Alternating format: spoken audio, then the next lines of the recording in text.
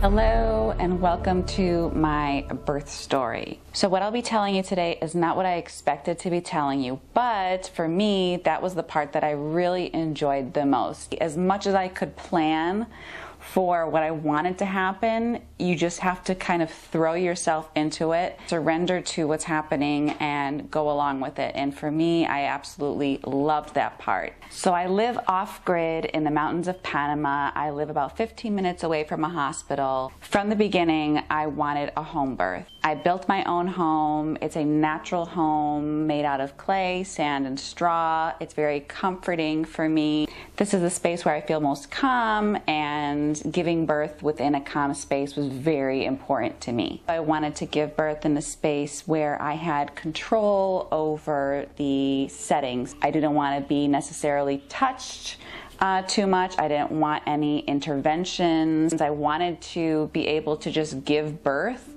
naturally, just like all the women who came before me. I wasn't really afraid of the pain. It's something that I felt like me and my daughter were going through together.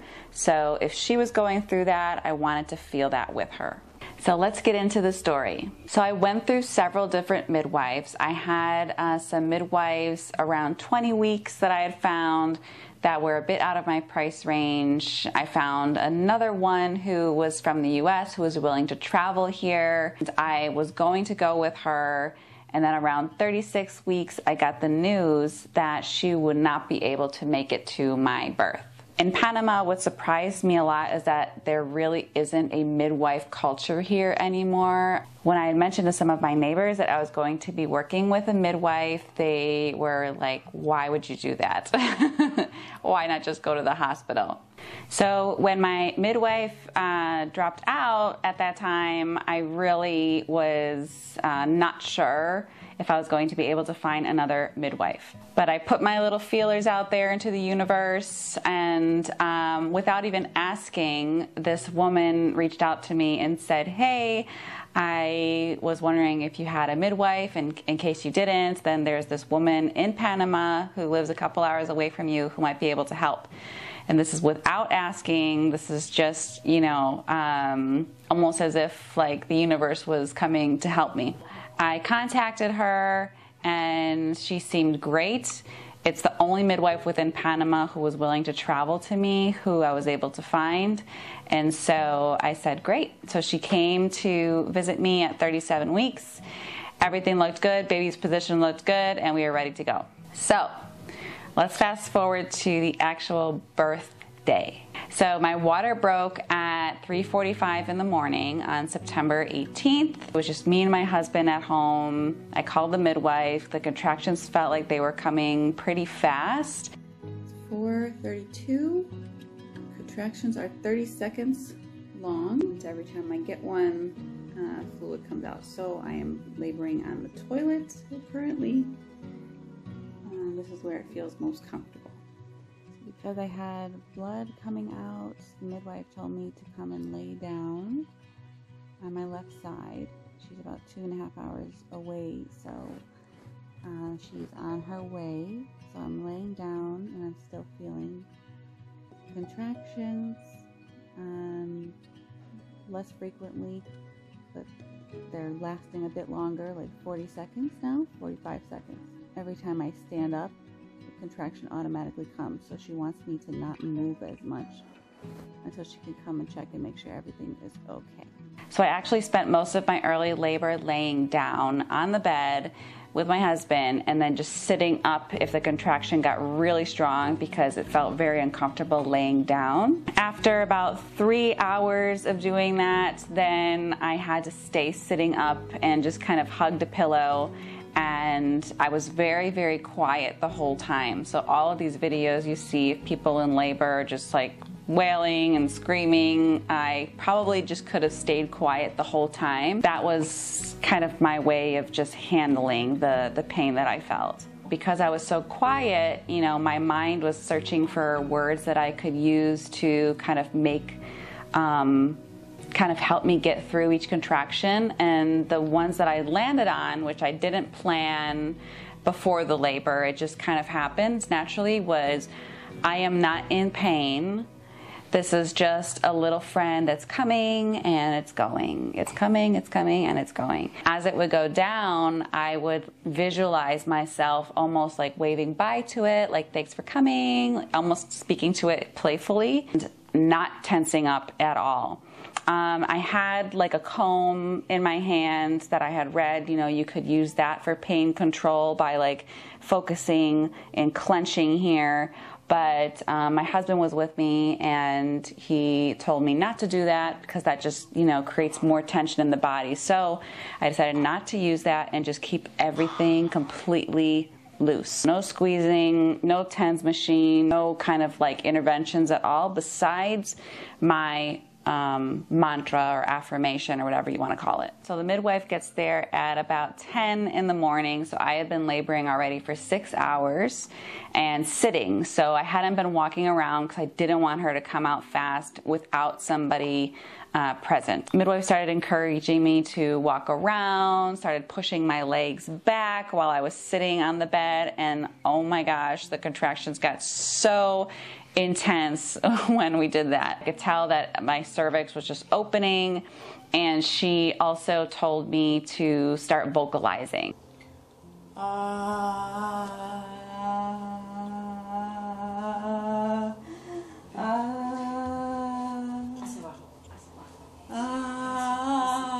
I think if it had been just me, then I would have probably kept silent during most of my labor. But she told me to moan through the contraction, just let out a deep ah sound and focus that ah down low. And then also kind of imagine my cervix opening with each sound.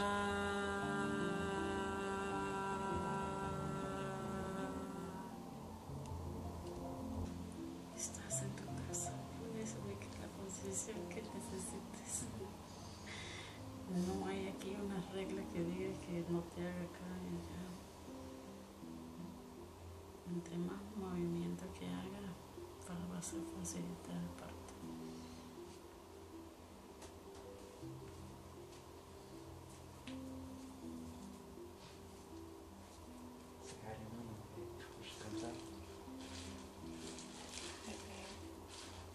Let her forget what she's doing.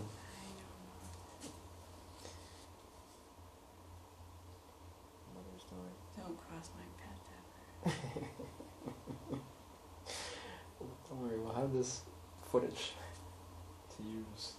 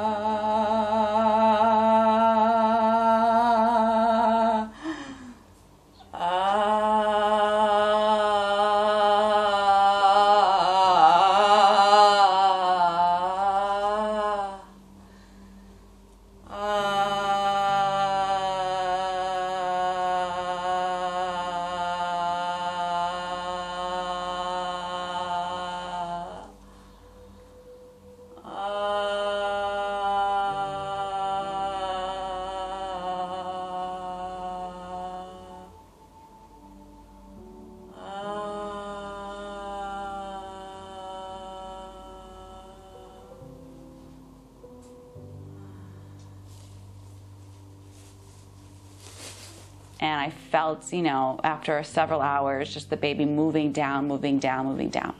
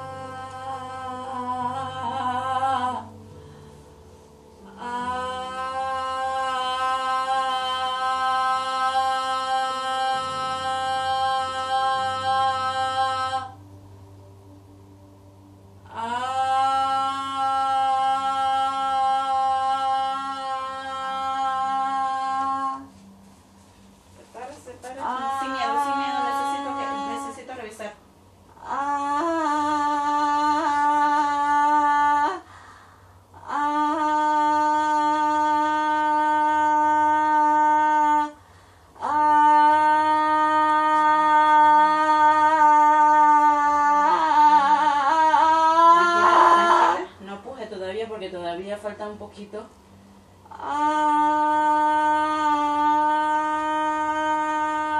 Muy bien. It's trash can, babe. Muy bien.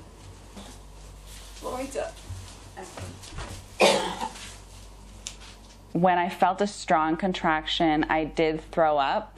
And I actually ended up throwing up a lot. I thought that was something that happened more towards the end, but that was something I was doing for most of my labor. Maybe every like 15 minutes or so. But it didn't feel uncomfortable. It actually felt like my body's way of relieving the pain. ¿Tú hiciste popó? ¿Tú estás con diarrea? ¿No? ¿Has hecho diarrea? En este momento no. Empuja tus piernas. A ver, necesito que empujes esas piernas. Apóyate de mi aquí donde tengo mi mano.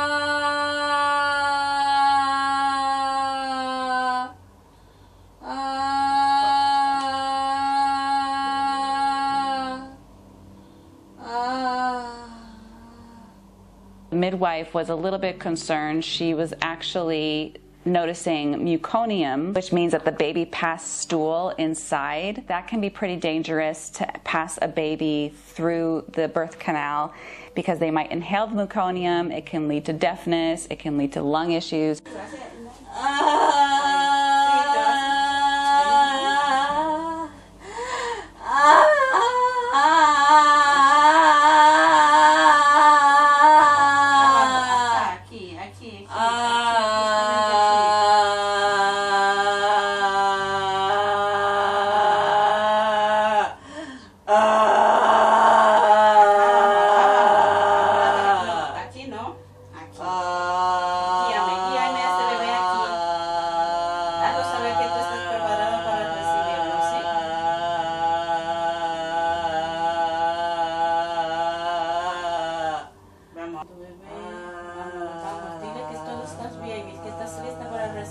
¿Sí?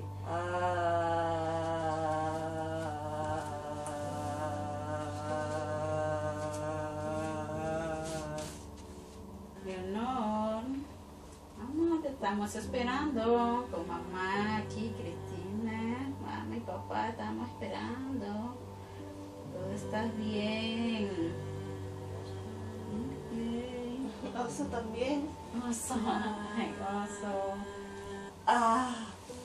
Ubica la posición que necesitas estar de cuclilla, 4 puntos. Vomitar.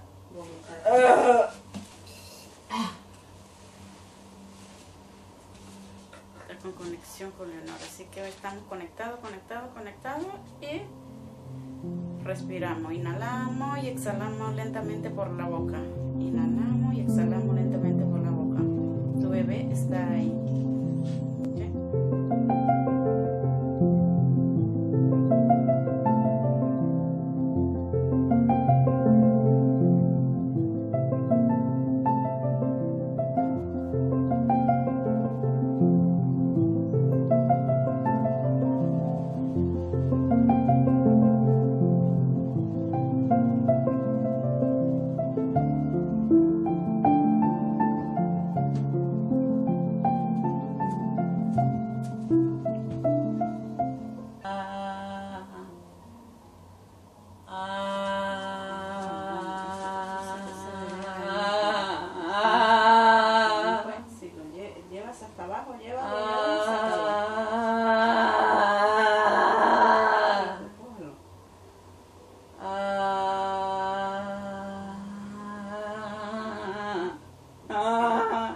Sí lo puedes hacer, ¿sí?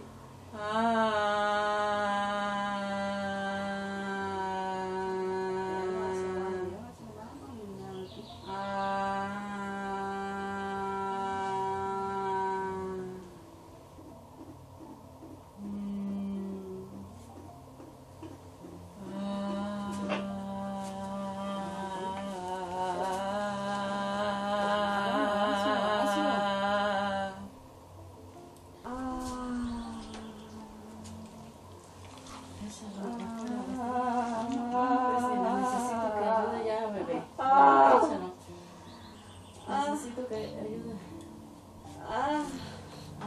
Anda. Puja. Ahí así como lo hiciste. Eso, así como lo haces. Eso. Si sientes esa sensación de ganas de pujar, ya no lo aguantes. Porque bebé, hay que ayudarlo. Hay que ayudar a expandir eso. ¿Verdad?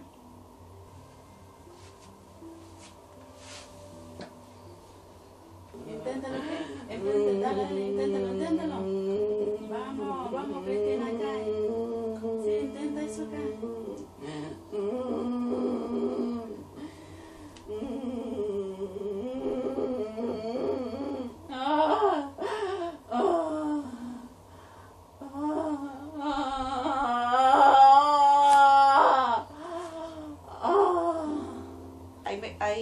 A esto se le llama salida de meconio, ¿no? Estrés. Pero es ya del bebé, no es de ella, y está saliendo. Entonces necesitamos llevarlo a un lugar donde pueda recibir al bebé mucho más rápido. Midwife was still kind of like on the fence, but after a half hour, there was so much coming out that she told both of us it's time to go to the hospital. Ahí me pone. Si tu bebé está ahí, pójalo entonces. Pójalo, porque ya bebé no puede estar ahí. Sí, hay que tomar decisiones, ¿verdad? Ahorita mismo. Hay un líquido que está saliendo, ¿verdad? Que es colorcito chocolatito. Ese es cuando ellos se vencen popó. Entonces, ella puede soportar, entre más las mujeres soportamos un poco más, pero ya al buen tiempo que ya no sale bebé, entonces ellos se van estresando y nos vemos a un centro hospitalario, ¿verdad? Y lo otro es que si cualquier cosa, si se llegara a necesitar una cesárea, pues ahí igualmente ahí está.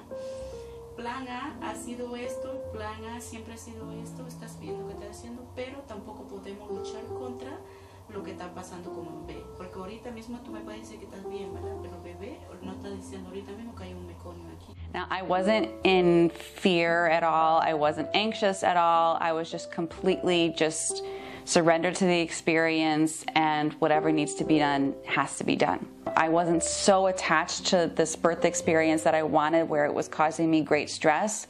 All that I knew was that whatever's meant to happen is going to happen. Just getting to the car in itself when you're already feeling the urge to push is so difficult. I had to stop and squat and just like breathe through these intense pushing contractions, and the midwife is telling me, don't push, don't push.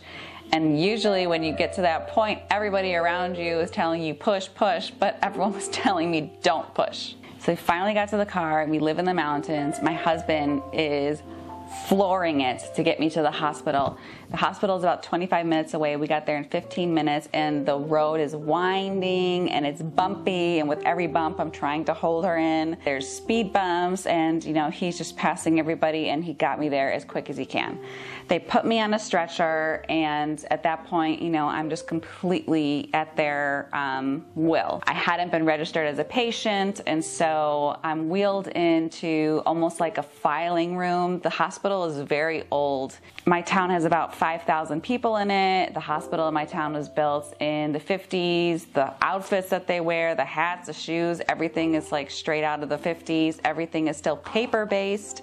So I had like 20 people asking me the same questions, my name, my ID, and I'm on the stretcher and I'm trying to hold her in, and I'm in a lot of pain. It was just chaotic. It was completely chaotic. And they just had the stretcher and the lights, and they just gave me the medicine, gave me an emergency C-section, and the baby was out. So then at this point, I really don't know what's going to happen because the C-section was not in my plans at all. What I had found out shortly after was that the baby was in breech. And that is why all the meconium was coming out, because she was basically being squeezed like a tube of toothpaste, and because her butt was facing downward, all of that poop was coming out. The third midwife that I had, the one who was at home with me, actually missed the breech position.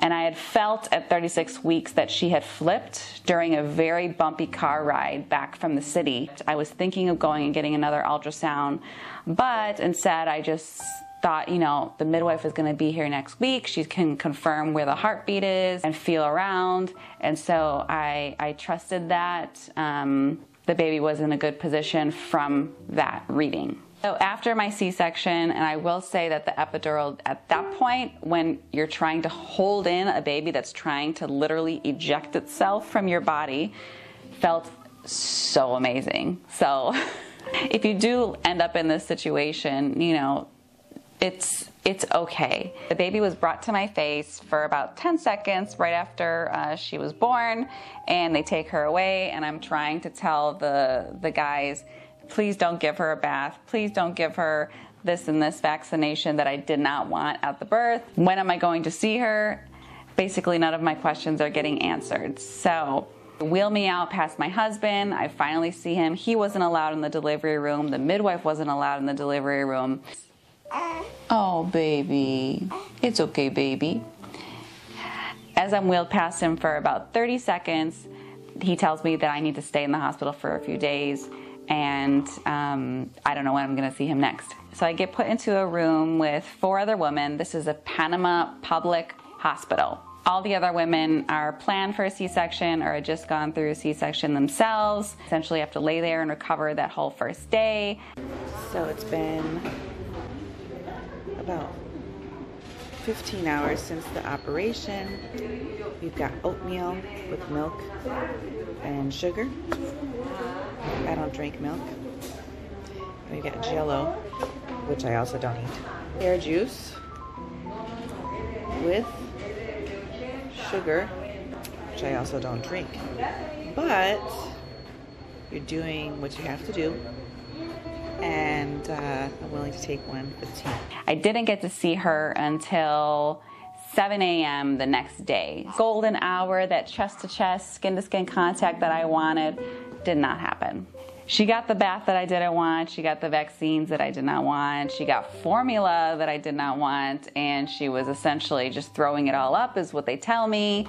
And so, you know, all of these things that I had planned, and I really felt like, you know, when people say birth can be so unexpected, that, you know, for me, everything, oh, it's okay. You know, everything was going to go to plan because, you know, the things that happen that are unexpected, those happen to other people. We always think that those happen to other people and won't happen to us. But it happened to me. That can easily make you angry, or you can just kind of go with it and, you know, understand that at the end of the day, the hospital did save my baby. We're in the hospital together for several days, and this is the really hard part. The visitation hours are only 30 minutes, so I'm only able to see my husband for 30 minutes a day, and the rest of the time I need to take care of my baby by myself while recovering from a C-section. Lifting my body out of the bed to change every diaper, to do every feed, to feed her when I only had colostrum and she's like crying, she wants more. Basically to just take care of her full time. I was passing out holding her on my bed, and also trying to recover where you need that rest, you need that sleep, and you don't have that help in the Panama public hospitals. It also depends a lot on which public hospital you go to. You know, there are better ones, but I live very isolated. The one by me is definitely not the best. It's actually got a lot of not so good nicknames. Even the locals like to go to the one that's an hour away, a little bit further away rather than go to this one. So after 3 days, we finally made it home and we were able to leave the hospital.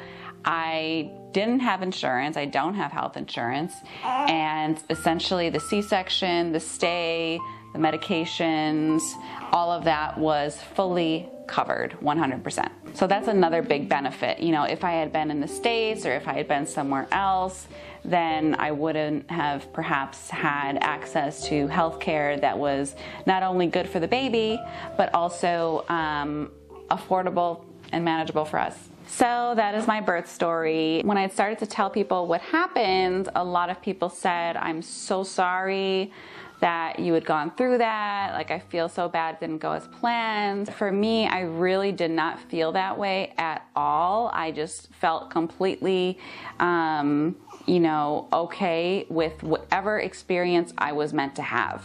I think holding on to what you want so much in your birth experience can create a lot of tension within that moment if things don't go that way. I think having a plan is a beautiful thing, but then also just keep this openness in your heart to whatever your baby needs, whatever your baby is asking for in how they want to come into this world is up to them.